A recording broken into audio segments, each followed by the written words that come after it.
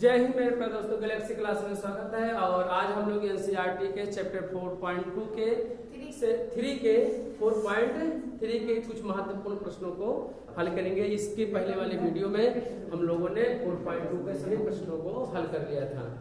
अब इस प्रश्नावली में यानी प्रश्नावली 4.3 में हम लोग मूलों का अस्तित्व है या नहीं है, इसके बारे में हम लोग क्या करेंगे, सीखेंगे। तो मूलों का अस्तित्व है या नहीं इसे बताने के लिए हम लोग क्या करेंगे, पहले नंबर हम लोग क्या करेंगे, द्विघात समीकरण के क्या करेंगे, व्युत्क्रम ज्ञात करेंगे। क्या ज्ञात करेंगे? मूलों का अस्तित्व है या नहीं ये पता करने के लिए हम लोग सबसे पहले दो घात समीकरण का व्युत्क्रम ज्ञात करेंगे। व्युत्क्रम का मान देखेंगे और व्युत्क्रम को किससे प्रदर्शित करते हैं, डी से प्रदर्शित करते हैं। किससे करते हैं? डी से। ये तो द्विघात समीकरण कितना हो, ये तो द्विघात समीकरण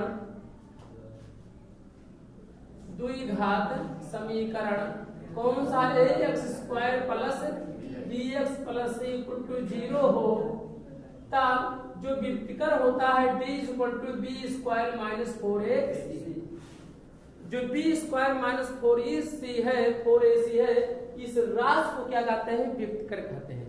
और व्युत्क्रम को किससे प्रदर्शित करते हैं, d से। इसलिए d बराबर b² माइनस 4ac। ये d क्या बताता है, तो मूलों का अस्तित्व बताता है।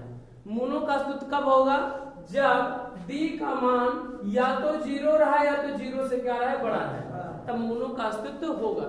इसे हम लोगों ने बताया था कि यदि d का मान क्या हो जाए, 0 हो जाए, यदि d का मान 0 से क्या हो जाए, बड़ा हो जाए, या तो d का मान क्या हो जाए, छोटा हो जाए।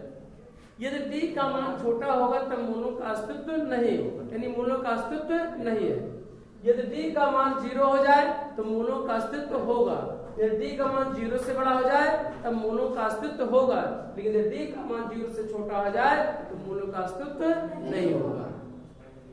कैसे कर, और हम ज्ञात हम लोग करेंगे, इसी मान पर रखेंगे और जो वैल्यू होगा दो घात समीकरण का, अगर हम a b c के सभी मानों को अगर रख देंगे, अगर आ जाए d का मान 0 आ जाएगा तब भी हम लोग क्या कहेंगे, अस्तित्व है। अगर d का मान 0 से बड़ा आ जाए तब भी हम लोग कहेंगे अस्तित्व है।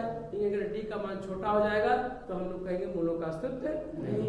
अर्थात अगर d का मान ऋणात्मक माना जाएगा तो हम लोग क्या करेंगे, कहेंगे मूलों का अस्तित्व नहीं है। इसी बात को d इक्वल टू और d ग्रेटर देन को दोनों को एक साथ इस तरह से क्या किया जाता है, प्रदर्शित किया जाता है दोनों को। इस बात को, इसका मतलब कि d 0 के बराबर होगा और d का मान 0 से बड़ा भी हो सकता है। यानी d का मान दो ये निर्धारित करता है, d का मान 0 से बड़ा और या तो d का मान क्या होगा, 0। तो अगर ऐसी स्थितियां दो होंगी तो हम कहेंगे कि मूलों का अस्तित्व है, और अगर नहीं होगा, अगर d का मान ऋणात्मक होगा तो हम लोग क्या कहेंगे, मूलों का अस्तित्व नहीं। तो प्रश्नावली 4.2 के यानी इतना हो तो व्युत्क्रम इतना होगा। अब d का मान देखा जाए, अगर d के 3 स्थितियां लिखा है, कितने स्थितियां लिखा है, 3 स्थितियां लिखा है। यदि d इक्वल टू 0, यदि d ग्रेटर देन 0 या d लेस देन 0, इन तीनों स्थितियों में यदि d का मान क्या हो जाए, इक्वल टू 0, तब क्या होगा, मूल क्या होंगे, मूल का अस्तित्व होगा कि नहीं, तब मूल का क्या होगा, अस्तित्व होगा। अगर d का मान ग्रेटर देन 0 हो जाए तब भी क्या होगा, मूल का अस्तित्व होगा। और फिर यदि d का मान 0 हो जाए तब मूल का अस्तित्व नहीं होगा। मूल का अस्तित्व का मतलब x का ऐसा कोई मान होगा, x का ऐसा मान जो समीकरण को क्या करे, संतुष्ट कर दे। ठीक है, चलिए हम लोग प्रश्नावली के कुछ महत्वपूर्ण प्रश्नों को स्टार्ट करते हैं क्वेश्चन से, तब आपको ज्यादा समझ में आएगा। ठीक है, तब यहाँ पे क्या होगा, मूल क्या होंगे, तब मूल क्या होंगे, काल्पनिक होंगे। क्या होंगे, काल्पनिक होंगे। तब यहाँ मूल क्या होते हैं भैया, देखिए इसी बात को, तब मूल क्या होंगे, तब मूल वास्तविक तथा क्या होंगे, समान होंगे। क्या होंगे, वास्तविक तथा क्या होंगे, समान होंगे, समान होंगे। और यहाँ मूल क्या होंगे, वास्तविक तथा क्या होंगे, असमान होंगे। वास्तविक तथा असमान होंगे। असमान माने x के ऐसे दो मान प्राप्त होंगे जो दोनों बराबर नहीं होंगे, क्योंकि द्विघात समीकरण में x के कितने मान प्राप्त होते हैं, 2 मान, यानी चर राशि के दो मान प्राप्त होते हैं। तो दोनों मान बराबर भी हो सकते हैं। कहीं कहीं आप इसके पहले वाले आप प्रश्नावली में देख रहे थे कि x का दोनों मान क्या आता था, बराबर आता था। इसका मतलब ये हुआ कि अगर उस समीकरण का व्युत्क्रम ज्ञात किया जाए तो उसका मान किसके बराबर होगा, 0 के क्या होगा, बराबर होगा। और ये तब क्या होंगे, मूल क्या होंगे, काल्पनिक होंगे। क्या होंगे, काल्पनिक होंगे, काल्पनिक होंगे। अब चलिए पहला सवाल दिया है। पहला सवाल क्या दे रखा है, पहला सवाल दिया है कि द्विघात समीकरण के मूलों की प्रकृति ज्ञात कीजिए और यदि मूलों का अस्तित्व है तो उन्हें क्या करेंगे, ज्ञात करेंगे। तो हम लोग ज्ञात करेंगे यदि मूलों का अस्तित्व होगा तब, यदि नहीं होगा तब हम लोग कहेंगे मूलों, तब हम लोग क्या करेंगे, मूलों का अस्तित्व कहेंगे नहीं है, अतः इसे हल नहीं करेंगे। बात समझे कि नहीं? यानी अगर दो कंडीशन होगा तो मूलों का अस्तित्व होगा और तीसरा अगर कंडीशन होगा तो वह मूलों का अस्तित्व नहीं होगा। करिए, चलिए पहला सवाल दिया है 2x square minus 3x plus 5 equal to क्या है, 0 दिया है समीकरण हमारे पास। और इसका क्या करना है, तुलना करना है। पहले किससे समीकरण से खोलेंगे, समीकरण x square plus bx plus c equal to 0 से तुलना करने। क्या लिखेंगे, लिखेंगे सबसे क्या लिखेंगे, समीकरण ax square plus bx plus c equal to 0 से क्या करने पर, और चाहे द्विघात समीकरण लिख सकते हैं आप, द्विघात ऐसे द्विघात समीकरण x square plus bx plus c equal to 0 से क्या करने पर, तुलना करने पर। कंपैरिजन कर दिया जाए, यानी अर्थात क्या कर दिया जाए, तुलना कर दिया जाए। आप जब तुलना करेंगे तो यहाँ ये बराबर कितना होगा, x स्क्वायर के गुणांक को ये कहा गया, तो यहाँ पे भी x स्क्वायर का गुणांक कितना है, 2 है, तो ये बराबर कितना हो जाएगा, 2 हो जाएगा। ये बराबर कितना हो जाएगा, 2 हो जाएगा। आगे चलेंगे, b बराबर कितना होगा, b बराबर यहाँ देख सकते हैं x चिन्हों के साथ लगेगी, चाहे a हो चाहे b हो चाहे c हो, तो चिन्हों के साथ क्या करेंगे, हम सभी गुणांकों को क्या करेंगे, लिखेंगे। यहाँ x घात 1 है, यहाँ पे भी x घात क्या है, 1 है। यहाँ x का गुणांक कितना है, b है, तो यहाँ x का गुणांक कितना है, माइनस कितना है, 3 है, यहाँ लिखेंगे -3। c बराबर कितना होगा, तो c बराबर के यहाँ धन 5, c यहाँ प्लस c है, तो यहाँ पे तीसरा पद कितना है, 5 है, तो क्या हो जाएगा, क्या हो जाएगा, 5। आप प्लस लिखे या न लिखे, आप प्लस लिख भी सकते हो, नहीं लिख देंगे तभी गलत नहीं होगा, याद रखिए इस बात। अब तो ABC हो गया, अब हमें चेक करना है कि मूलों का अस्तित्व है या नहीं है। इसके लिए हम लोग क्या करेंगे, इसके लिए हम लोग क्या करेंगे, d का मान ज्ञात करेंगे। क्या लिखेंगे, b स्क्वायर माइनस 4ac। आप देखिए कि मूलों का अस्तित्व है या नहीं है, चेक करिए। तो चेक करेंगे, b की जगह कितना है, -3, तो -3 का स्क्वायर हो जाएगा। -4 गुणे a की वैल्यू कितना है, 1 4 है, यहाँ पे बीच में क्या है, गुणे है, फिर a के बाद क्या भी यहाँ पर क्या है, गुणे है, तो 4 गुणे a का मान कितना है, 2, और c का मान कितना है, 5 है। भाई c बराबर कितना है, 5, b बराबर कितना है, -3, a बराबर कितना था, 2, तो हमने a b c के मान को हमने क्या किया, रख दिया उसमें। ठीक है, ये हम क्या कर रहे हैं, व्युत्क्रम ज्ञात कर रहे हैं। क्या कर रहे हैं, व्युत्क्रम ज्ञात कर रहे हैं। व्युत्क्रम से क्या होगा, मूलों का अस्तित्व पता होगा कि अस्तित्व है या नहीं है, मूलों की प्रकृति पता होगा कि अस्तित्व होगा कि नहीं होगा। तो -3 का स्क्वायर मतलब क्या होता है, -3 गुणे क्या होगा, -3, माइनस क्या हो जाएगा, प्लस, और 3 त्रिका 9, तो कितना हो जाएगा, 9। यहाँ 4 गुना कितना होगा, 8, 8 पंजे कितना होगा, 4 गुना 8 पंजे कितना होगा, 40। आप बताइए 9 में से 40 घटेगा नहीं, तो इसका मतलब कितना होगा, 40 में से 9 घटाना होगा, और 40 में से 9 घटाएंगे तो कितना होगा, माइनस कितना होगा, 31 होगा। कितना होगा, माइनस। बताइए 0 से छोटा है कि 0 से बड़ा है कि 0 बराबर है, 0 के बराबर आ नहीं रहा, d का मान 0 के बराबर आ नहीं रहा है। अगर धनात्मक होता तो क्या कहा जाता, 0 से क्या है, बड़ा है, और अगर ऋणात्मक बना है इसका मतलब क्या है, 0 से क्या है, छोटा है। इसका मतलब हुआ कि अर्थात कह सकते हैं कि d लेस देन कितना है, 0। कैसे पता चला कि क्योंकि d का मान में 0 से क्या है, छोटा है, ऋणात्मक मान क्या होता है, छोटा होता है, इसलिए यहाँ पर d लेस देन कितना हो गया, 0। बताइए अगर d का मान 0 से छोटा होगा तो क्या मूलों का अस्तित्व होगा, तो हम लोग कहेंगे अतः मूल का अस्तित्व नहीं है। क्या लिखेंगे, अतः क्या करें, लिखेंगे अतः मूल का अस्तित्व नहीं, मूल का अस्तित्व नहीं। ये होता तब हम लोग याद करते ना, लेकिन प्रश्न में कहा नहीं है कि बात समझ नहीं हमारी बातों को, मूलों का अस्तित्व है। कैसे पता चला कि मूलों का अस्तित्व नहीं है? क्योंकि डी का मान क्या आ गया? ऋणात्मक आ गया। अगर डी का मान ऋणात्मक आ जाएगा अर्थात वो क्या होगा? 0 से छोटा होगा, इसलिए यह मूल का अस्तित्व नहीं होगा। अगर इसका पूछा जाए मूल कैसा होगा तो मूल क्या होंगे? इसके काल्पनिक होंगे। क्या होंगे? काल्पनिक होंगे। तो नोट कर लिया जाए। दूसरा प्रश्न क्या दे रखा है? 3x² दिया। कितना दिया? 3x²। और कितना दे रखा है? ये दूसरा प्रश्न है। कौन सा ये? पहले का दूसरा। ये पहले का कौन सा? ये पहला सवाल है। ठीक है, चलिए क्या दिया? 3x² -4 करड़ी में 3 into x plus 4 equal to 0। ये प्रश्न नंबर कौन सा है? दूसरा है। प्रश्न नंबर दूसरा है। हम भी इसको भी क्या करेंगे? तुलना करा लेंगे। क्या लिखेंगे? द्विघात समीकरण क्या लिखेंगे? द्विघात समीकरण ax² plus bx plus c equal to 0 से क्या करने पर? तुलना करने पर। क्या करेंगे? तुलना करिए। a बराबर कितना होगा? x² का गुणा किया, x² का गुणा किया है तो x² का गुणा कितना है? 3। तो क्या लिखेंगे? 3। bx का गुणा कितना है? यहाँ पर b, यहाँ x के अलावा कौन सी संख्या? यही तो है इतना। तो b का मान कितना हो जाएगा? -4 कड़ी में कितना हो जाएगा? 3। जब ये लिखेंगे तो चिन्हों के साथ कहेंगे सर इसके आगे कौन सा? तो इसके आगे क्या है? प्लस है। तो आप तो लिखिए या ना लिखिए, कोई प्रभाव नहीं पड़ता। c का मान कितना दे रखा है? c का मान कितना दे रखा है? 4 दे रखा है। हल क्या करिए? d बराबर क्या होगा? b² - 4a। यही तो उत्तर है। यही तो बताएगा मूलों की प्रकृति है या नहीं। मूलों की प्रकृति का मतलब यही है कि मूलों को बताइए कि उसे ज्ञात किया जा सकता है कि नहीं। समझे कि नहीं? अब ये भी बताइए, कह रहा है कि मूलों की प्रकृति ज्ञात की। एक चीज है, स्टेटमेंट सुनिए। तो इसमें क्या मूलों का अस्तित्व नहीं है? तो कंफर्म हो गया। इसका मतलब मूल क्या होंगे? काल्पनिक होंगे। और मूलों के है कि वही मूल दोनों बराबर होंगे। x के मान ऐसे क्या होंगे? दोनों बराबर होंगे कि दोनों क्या होंगे? अलग अलग होंगे। यही मूलों की हमें प्रकृति क्या करना है? बताना है।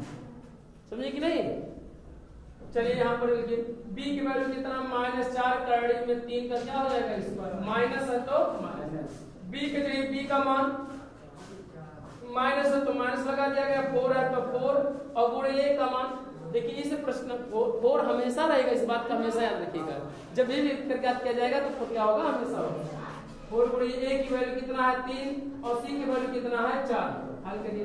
माइनस गुणा माइनस पर क्या हो जाएगा? प्लस हो जाएगा। 4 का गुणा करेंगे 4 चौका 16 और करड़ी में 3 का गुणा करड़ी में करेंगे तो करड़ी करड़ी क्या हो जाएगा? कैंसिल हो जाएगा। तो 4 चौका 16 कितना होगा? 48 होगा। इसे हम अपने भाषा में ऐसे लिखेंगे ऋण 4 करड़ी में 3 गुणे 4 ऋण करड़ी में 3 लिख सकते हैं कि नहीं? इसे बताइए। तो माइनस गुणे माइनस क्या होगा? प्लस हो जाएगा। 4 गुणा 4 चौका 16 हो जाएगा। गुणे करड़ी में 3 गुणा करड़ी करड़ी क्या हो जाएगा? कैसे 16 दिया कितना हो गया? 48। गुणा करने पे कितना आ जाएगा? 48 है। ये तो वो इसका स्क्वायर करेंगे और 4 दिया 12 12 चौक कितना होगा? 48। तो माइनस कितना हो जाएगा? 48। जब 48 में से 48 घटाएंगे कितना होगा? 0। यदि b का मान 0 होगा तब क्या होंगे? मूल कैसे होंगे बताइए? मूल वास्तविक होंगे और क्या होंगे? और दोनों क्या होंगे? समान होंगे। समांतर नहीं, समान होंगे। ठीक है। अतः मूल क्या होंगे? d आता है यानी d greater d equal to 0 है ना। अतः क्या लिखेंगे? अतः द्विघात समीकरण के मूल कैसे होंगे? बताओ। मूल वास्तविक होंगे। कैसे होंगे? वास्तविक होंगे तथा क्या होंगे? दोनों क्या होंगे? समान। वास्तविक तथा क्या होंगे? समान। कैसे होंगे? अब बताइए मूलों का अस्तित्व है या नहीं है? मूलों का अस्तित्व है क्योंकि d का मान कितना आ गया? 0 आ गया। और 0 यदि आ जाता तो मूल का अस्तित्व है। कहा यदि अस्तित्व हो तो उन्हें ज्ञात करिए। तो ज्ञात करने के लिए हम लोग क्या करेंगे? इसका गुणनखंड करेंगे। आगे क्या करेंगे? आगे इसके आगे बात को क्या करेंगे? पढ़ाएंगे। क्या हुआ? किस पे?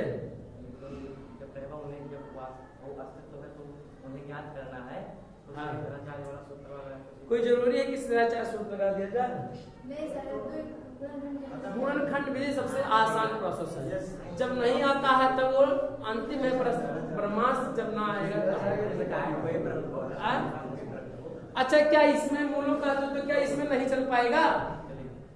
इसमें भी तो यही इसीलिए कहा गया ऐसे प्रश्नों का अगर जिसका डी कमान ऋणात्मक होता है तो उसे गुणनखंड विधि से हल नहीं किया जा सकता है। तब हम लोग उसके लिए क्या करेंगे? तब सिद्धाचार्य सूत्र लगाते। कौन सा? सिद्धाचार्य सूत्र लगाते।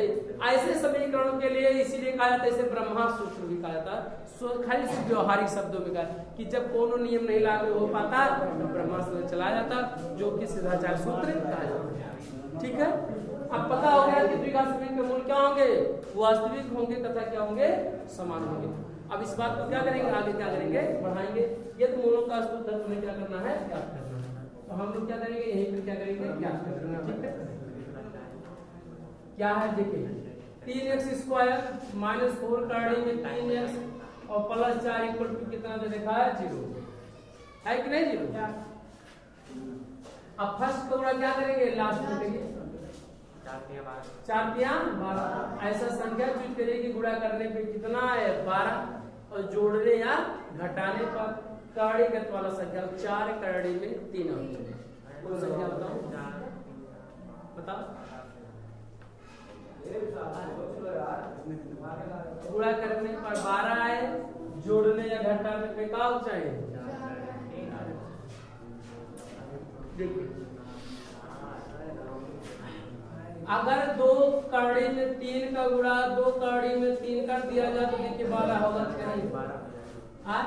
2 गुना 4 और कड़ी का गुणा कड़ी में होगा, कड़ी कड़ी क्या हो जाएगा? कैंसिल।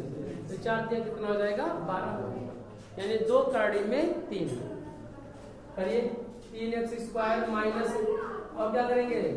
इसी की जगह पे क्या करेंगे? 2 कड़ी में 3 धन 2 कड़ी में 3 into x plus 4 equal to 0। बीच वाले पदों में हमेशा क्या लिखा जाता है? तोड़कर लिख दिया जाता है। रजनीश क्यों नोट कर रहे हो? नोट करो, सीखो। अभी तक बात कैसे करोगे? कोई नोट करेगा तो तुम बात करोगे और तुम समझ नहीं रहे हो। या x का गुणा करिए 3x स्क्वायर माइनस x का गुणा इसमें देखिए कोष्ठक के बाहर माइनस चिन्ह तो अंदर चिन्ह भी क्या हो जाएंगे? बदल जाएंगे। सवाल लगाते समय इस बात का विशेष ध्यान देंगे। यदि माइनस है तो उसको भी अंदर क्या करेंगे? चिन्हों को क्या करेंगे? बदल देंगे। तो कितना होगा? 2 कड़ी में कितना होगा? 3x और प्लस में क्या हो जाएगा? माइनस और इसके बाद 2 कड़ी में कितना होगा? 3x प्लस कितना होगा? 4 इक्वल टू। यहाँ कुछ नहीं करना है तो उसको वैसे ही क्या करेंगे? उतार लेंगे, क्योंकि हमने माइनस का अंदर गुणा किया और x का भी क्या किया? गुणा किया केवल। समझे कि नहीं? x का हमने क्या किया? गुणा कर दिया। अब देखिए 2 का आप क्या बनाइए? जोड़ा बनाइए। इसमें x है, इसमें भी x है, इसमें भी 2 है तो इसमें 2 है नहीं है, लेकिन कड़ी में 3 इसमें है तो कड़ी 3 इसमें भी ऑलरेडी है। क्यों? क्योंकि कड़ी में 3 का गुणा कड़ी में करते हैं तो यानी 3 में कड़ी में 3 अवश्य रहता है। क्यों? याद देखिए कड़ी में 3 गुणे कड़ी में 3 बराबर क्या होगा? 3 होता है। कड़ी कड़ी क्या हो जाएगा? कैसे हो जाता है? तो इसका मतलब है कि 3 में कड़ी में 3 है, इसका मतलब है तो कड़ी 3 क्या करेंगे? बाहर निकाल देंगे। तो यहाँ पर क्या बचेगा? अगर 3 है तो यहाँ से अगर एक कड़ी में 3 निकाल लेंगे तो एक कड़ी में 3 क्या होगा? बचेगा। और इंटू x है तो यहाँ देखिए x नहीं निकाले ना, x तो है ही दोनों में दिख ही रहा है, x को भी निकाल लेंगे। तो यहाँ पर क्या बचेगा? कड़ी में 3x माइनस यहाँ पे क्या बचेगा? 2 बचेगा। क्या होगा? क्योंकि कड़ी में 3x को क्या करेंगे? इतने को आप बाहर जब निकाल लेंगे इतने चीजों को तो क्या बचेगा? 2 बचेगा। तो यहाँ पर लिख दिया जाए। यहाँ देखिए माइनस है तो चिन्ह सब क्या हो जाएंगे? बदलने। प्लस होता तब चिन्ह नहीं बदलता। इस बात को हमेशा याद रखिए। इसमें तो 2 है तो 2 गुना 4। क्या कड़ी में 3 इसमें है? कड़ी में 3 नहीं है, तो इसमें है लेकिन 4 इसमें नहीं है। तो 2 वाला क्या करेंगे? इसको बाहर निकाल देंगे। कड़ी में 3 होगा, यहाँ पर क्या होगा? 2 गुना 4। यहाँ देखिए प्लस था तो क्या हो गया? माइनस। ऐसा क्यों? क्योंकि आगे क्या है? माइनस है, अर्थात इसका मतलब है कि माइनस का मान लिया गया है। समझे कि नहीं? अब क्या करेंगे? दोनों में से निकाल लिया जाए। यदि निकालेंगे तो दोनों में तो कड़ी में कितना होगा? 3x और माइनस 2 क्या करेंगे? बाहर निकालने। क्या बचा? कड़ी में 3x और क्या बचा? माइनस का होंगे 2 इक्वल टू क्या हो जाएगा? 0 हो जाएगा। इसी को जब जब करके क्या किया जाए, मान लिया जाए, क्या होगा, जब करड़ी में 3x बराबर कितना -3 = 0, तो करड़ी में 3x बराबर कितना होगा -2 है, तो क्या हो जाएगा +2। चर को एक तरफ करेंगे और चर को तो x बराबर कितना होगा 2 करड़ी में कितना होगा 3, क्योंकि यार गुणा है तो यार क्या हो जाएगा भाग हो जाएगा। ये तो यार है x मान, अर्थात द्विघात समीकरण का एक मूल क्या हो गया प्राप्त हो गया। इसे अल्फा भी कह सकते हैं और बीटा भी चाहे अथवा अल्फा कहिए और चाहे बीटा कहिए। फिर ऐसे करके जब करके लिख सकते हैं, जब करड़ी में 3x बराबर कितना है, करड़ी में 3x -2 = 0, तो करड़ी में 3x बराबर कितना होगा 2 हो जाएगा। x बराबर कितना होगा 2 का होगा, करड़ी में 3 होगा। यही है x के दोनों मान प्राप्त हुए कि नहीं, बताइए दोनों मान बराबर हुए कि नहीं, है कि नहीं बताइए, है ना। और बताइए वास्तविक संख्याएं हैं कि नहीं, 2 करड़ी में 3 वास्तविक संख्याएं हैं या नहीं है। तो यानी वास्तविक हुआ जो कि पहले बता दिया गया था, समान होंगे तो आप देख सकते हैं कि दोनों x के दोनों मान क्या हुए, समान क्या हुए, प्राप्त हुए। तो इसीलिए कहा जाता है सभी x के दोनों मान क्या होंगे, बराबर होंगे या समान होंगे कहा जाता है। तो ये क्या रहा, द्विघात समीकरण की क्या रहा ये, ठीक है, नोट कर लिया जाए। ये प्रश्न नंबर पहले का क्या है, तीसरा है, 2x² - 6x + 3 = 0। इसका हमें बताना है कि मूलों का अस्तित्व है या नहीं। तो हम लोग क्या करेंगे, पहले तुलना कर लेंगे, किससे तुलेंगे, द्विघात समीकरण से। द्विघात समीकरण किससे, द्विघात समीकरण ax² प्लस और प्लस से = 0 से क्या करने पर, तुलना करने पर, क्या करने पर, तुलना करेंगे तब क्या होगा, ये बराबर कितना हो जाएगा 2, और क्या होगा b बराबर -6 और c बराबर कितना होगा 3, क्योंकि x की घात 2 का गुणांक यहाँ पर कितना है 2, तो ये बराबर कितना हो गया 2, यहाँ b बराबर यानी कि यहाँ पर क्या है -6 और यहाँ पर क्या है c, तीसरा पद क्या c है, तो क्या हो जाएगा c। हम लोग क्या करेंगे, ज्ञात करेंगे d बराबर क्या होता है b² - 4ac। हल करिए, b की वैल्यू कितना -6, तो -6 का स्क्वायर करिए -4 गुणे a की वैल्यू कितना आया 2 और c की वैल्यू कितना आया 3, तो 6 का -6 का स्क्वायर, इसका मतलब क्या होगा -6 गुणे क्या होगा -6 होगा, कितना बार बड़ा होगा 2 बार बड़ा होगा, तो 6 होकर सत्य माइनस पूरा माइनस करके क्या हो जाएगा प्लस, तो यहाँ पे क्या हो जाएगा 36 हो जाएगा। और 4 गुना 8 और 8 तरीके 4 गुना 8 और 8 तरीके मान कितना हो जाएगा 24। बताइए 36 में 24 हटाएंगे 6 में 4 हटाएंगे कितना होगा 12। बताइए d का मान 0 से बड़ा है कि नहीं, अगर d का 0 कैसे पता चला, जीरो भाई 0 से वैसे देखा जाए 12 बड़ा है, इसका मतलब है कि 0 से क्या है बड़ा है। अगर d का मान 0 से बड़ा होता है तो क्या होंगे, मूल वास्तविक होंगे तथा क्या होंगे असमान होंगे। तो क्या लिखेंगे, अतः मूल क्या होंगे, वास्तविक अस्तित्व है कि नहीं, तो अस्तित्व है, क्या लिखेंगे अतः d > 0, अतः मूल का अस्तित्व है, इसलिए मूल का अस्तित्व है। या लिखेंगे अतः मूल कैसे होंगे, अतः मूल कैसे होंगे, अतः मूल क्या होंगे वास्तविक, कैसे होंगे मूल वास्तविक तथा क्या होंगे असमान होंगे, क्या होंगे असमान होंगे। इसका मतलब क्या हुआ असमान, इसका मतलब है कि इसे हल किया जाएगा जब तो x के 2 मान प्राप्त होंगे, तो x के दोनों मान आपस में बराबर नहीं होंगे, दोनों क्या होंगे अलग अलग होंगे। तो अलग होंगे तो कार्य यदि अस्तित्व हो तो उन्हें ज्ञात कीजिए। तो अगर d > 0 होता है तो मूल का अस्तित्व होता है, तो लिखेंगे अतः d > 0 तो मूल का अस्तित्व है, इसलिए मूल का अस्तित्व है तथा मूल कैसे होंगे वास्तविक होंगे तथा क्या होंगे असमान होंगे। इस बात को आप शब्दों में लिख सकते हैं और लिखेंगे भी। अब यदि अस्तित्व है कि नहीं पता हो गया कि मूल का अस्तित्व है, तो कार्य यदि है तो उन्हें याद कीजिए, क्या कीजिए, तो गुणनखंड विधि से हम लोग क्या करेंगे, हल करेंगे। 2x² - 6x + 3 = 0। तो फर्स्ट पूरा क्या कर देंगे, लास्ट में कर देंगे, तो 2 या 6 ऐसा संख्या चूज करिए कि गुणा करने पे 6 आए, जोड़ने या घटाने पर उन्हीं 2 संख्याओं को, दूसरा कोई नहीं संख्या उन्हीं दो संख्याओं को गुणा किया जाए तो 6 आए, और उन्हीं दोनों संख्याओं को जोड़ा जाए तो कितना आना चाहिए? बीच वाली संख्या के बराबर आना चाहिए। तो बीच कितना है? 6 है। तो 2 3 6 और 2 3 जोड़ेंगे कितना हो जाएगा? 5। तो कम हो रहा है। तब कोई दूसरी संख्या चूज करिए। 3 3 का 9 वैसे हो जा रहा, 9 की जरूरत है नहीं। 4 दूना 8 हो जाएगा, 5 दूना 10 हो जाएगा, जो भी नहीं मिला। अरे 6 का गुणा 1 6 और 6 में से घटा दिया जाए किस सवाल सही की गलत है? नहीं सही तो है। और यहाँ डी की वैल्यू कितना है यार? अरे भाई 2x square minus 6x plus 3 2 3 6 आया है। गुणा करने पे 6 आया, जोड़ने घटाने पे कितना आना चाहिए? कितना आना चाहिए? अच्छा यहाँ पे आ रहा है क्या? 4ac सही भी है। 4 दूना 8 3 24, यानी डी का मान क्या होंगे? वास्तविक होंगे। तब क्या करेंगे?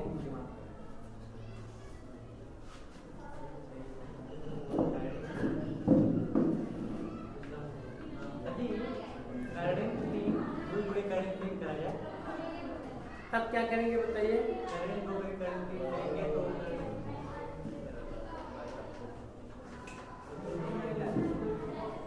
अब ऐसे सवाल कठिन होंगे, और कठिन होने के लिए हम लोग क्या करेंगे?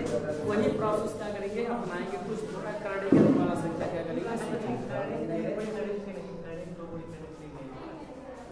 अब वही तो करना है आपको। अब क्या करना है, कैसे क्या करना है आप? गुणा करने पे 6 आए, जोड़ने घटाने में कितना होना चाहिए?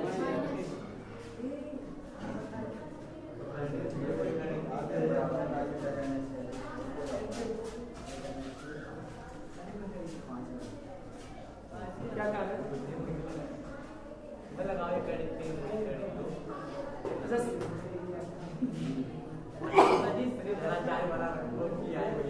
अरे सिद्धाचार्य जब नहीं आएगा तो सिद्धाचार्य है ही नहीं आएगा तब